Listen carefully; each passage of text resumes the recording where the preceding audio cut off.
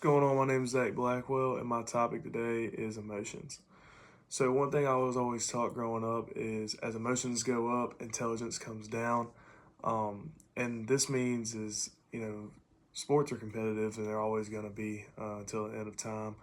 But this just means like if you're in a heat of the situation and you throw a punch in the middle of a basketball game or something like that, as those emotion goes up, it's probably not the best decision to make at that time to punch somebody in the face or to draw a flagrant foul or a technical foul and let them shoot free throws and you're ultimately kicked out the game. Especially if you're a star player or you have a prominent role on the team you're playing on. So that's one thing I've always carried with me as a little tidbit of things that has been passed down to me and what I've learned.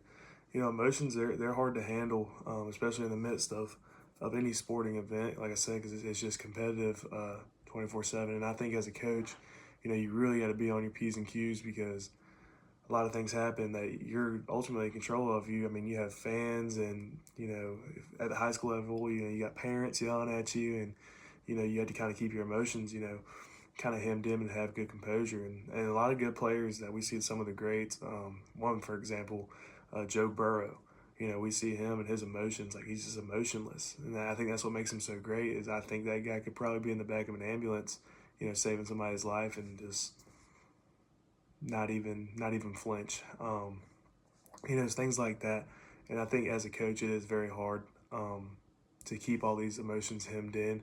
But ultimately, that's what you have to do if you want to do that. And, I want to do that. So day by day for me, definitely learning that um, on this little journey I'm on. But yeah, I mean, emotions are everything in sport. And definitely controlling your emotions is the number one priority. Thank you.